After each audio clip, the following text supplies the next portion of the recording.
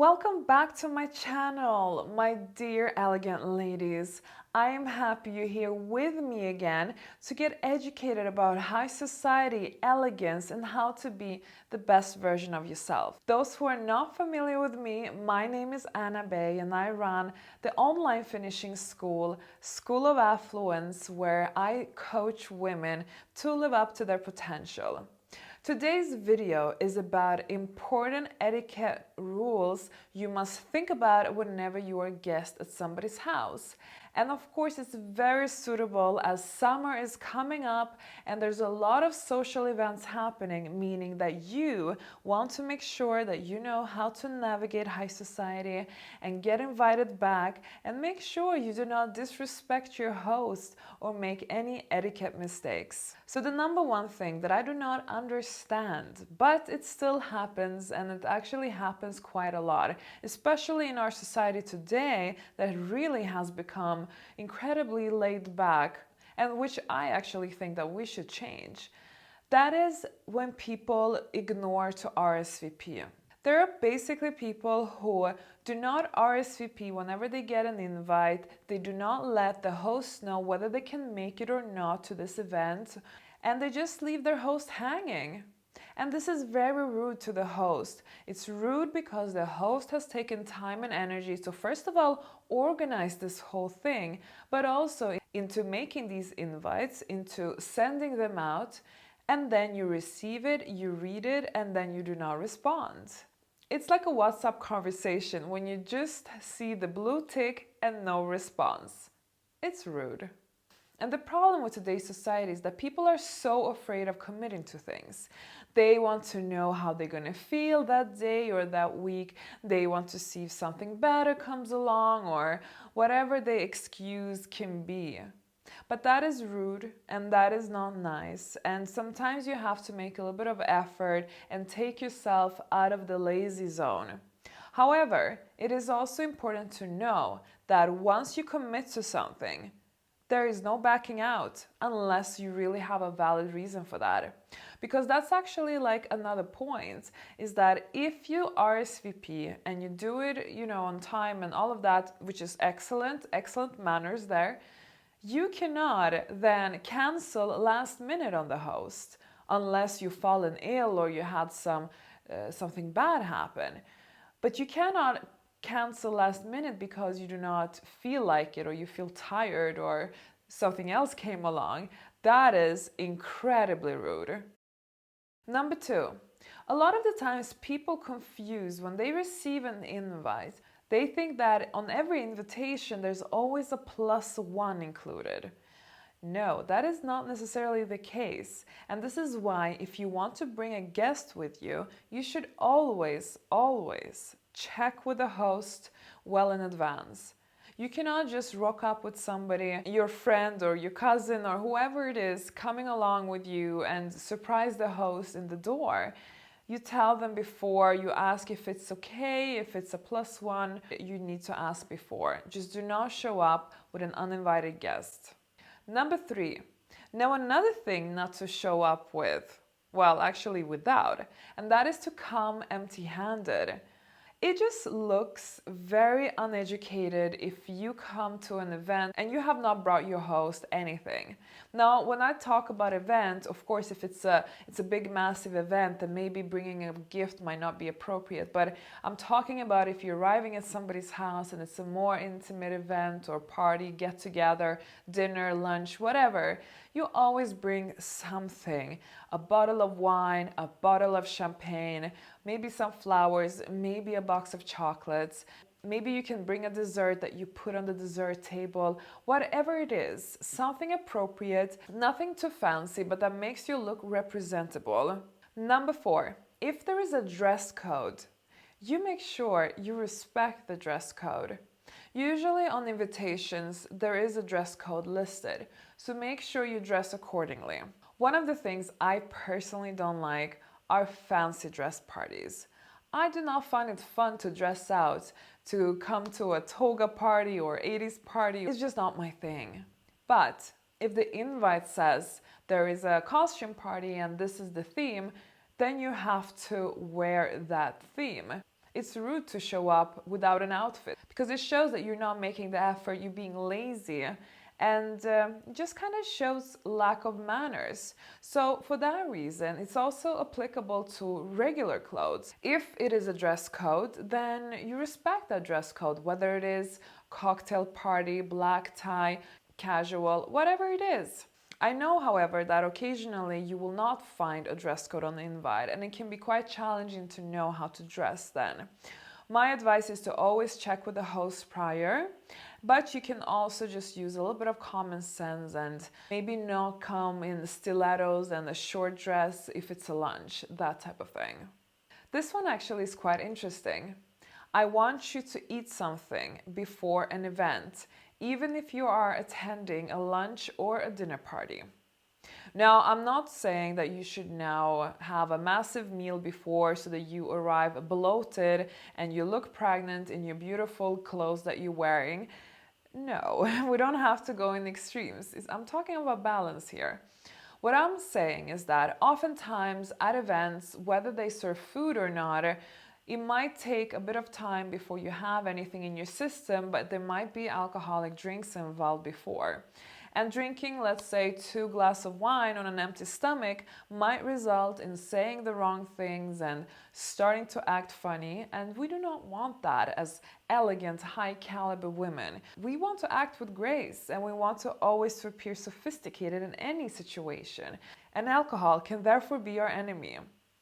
Now, it's not only because of alcohol, because some of you might not even drink, but it's also about that if you are, for instance, invited to a dinner party. Now, it's not some gastronomical experience you're going to be invited to, even if I'm sure they have good chefs or the host might be an excellent chef. No, it's about that a dinner party or a lunch, you're there to not to focus so much on the food. You're there to just enjoy the company of other people and to socialize. If you arrive starving, you will not be fully present with the people you're with. You will be in the back of your mind, or maybe in your entire mind, just thinking about food. And when you have your fingers all the time in the bread basket, that does not look elegant. You do not want to come there and look hungry and act hungry. You want to act with grace. You want to act sophisticated. You want to show people that you have some form of self-control and not be all over the place. So for that reason, you must eat something before, at least something small, or maybe like a starter size of something. Of course, once you are at this dinner party or this event, you can of course have the start and the main course, but the whole point is not to finish it all. You have a little bit, you taste the food or you eat half of it, and that's fine. Then, the time is spent so that you can interact with people there, socialize, and just enjoy the present moment. Now to the pet peeve of mine.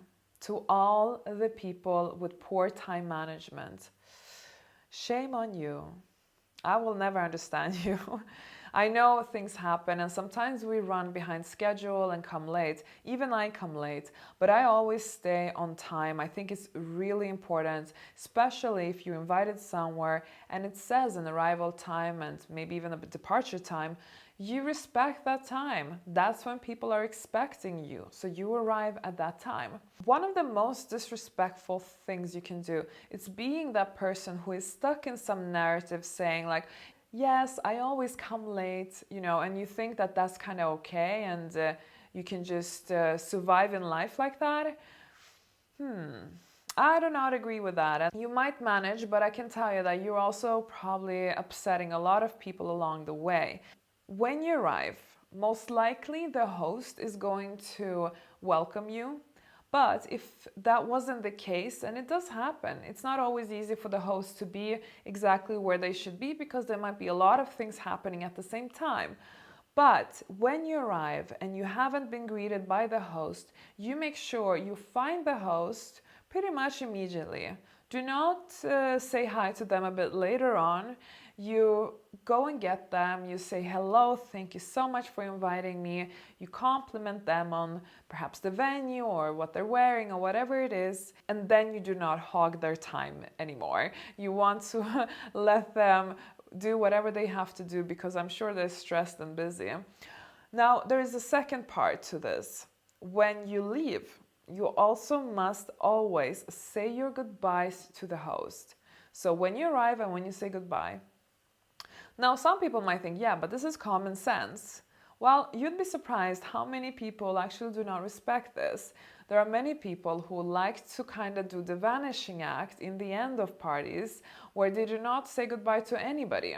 Now, that can be somehow understandable if people do not like to kind of explain themselves or answer questions in case they had to leave early or for some other reason. But to the host, you always have to say your hellos and goodbyes. If you don't, then really you shouldn't be invited back. Another little cliche etiquette rule that we are never going to stop saying, especially in today's society that do not care about the real world so much. Now, when you are invited somewhere, you're not invited to a virtual event. That means phones are on silent, preferably switched off. You're not taking any calls in front of people. You're not having endless conversations on WhatsApp in front of people or taking loads of social media photos. You're being very discreet with your phone in a social setting. No phones on the table. Really, your phone should be stored in your bag and only check your phone when you're going to the bathroom. It is really not acceptable to be on your phone at an event, regardless of what type of event it is. Especially if it's an intimate event, then it's a must that your phone is stowed away and you can only take calls that are really urgent, and make sure to always step outside where nobody can hear you when you take those calls. Because that is probably one of the more annoying things, disturbing people's conversations because you are having a conversation with somebody on the other line. This one I want to dedicate to the Real Housewives of whatever city they do the Real Housewives in. And actually, I'm a little bit disappointed that I know that reality TV is not really reality, but they portray as it's acceptable to do it on TV. And I just want to kind of give you a heads up that this is not okay. With that, I mean having your drama in public and on somebody else's occasion. Meaning somebody has invited you to an event, to a party, to whatever it is, and you're there resolving situations with somebody that you have a fight with. You have a drama, you have fights, you're there gossiping, you're bad-mouthing somebody, you're stirring up negative emotions. Maybe you're there fighting with your boyfriend or fighting with somebody else. Whatever the reason is, you do not resolve anything during somebody else's event. You keep everything low-key and you keep it off events.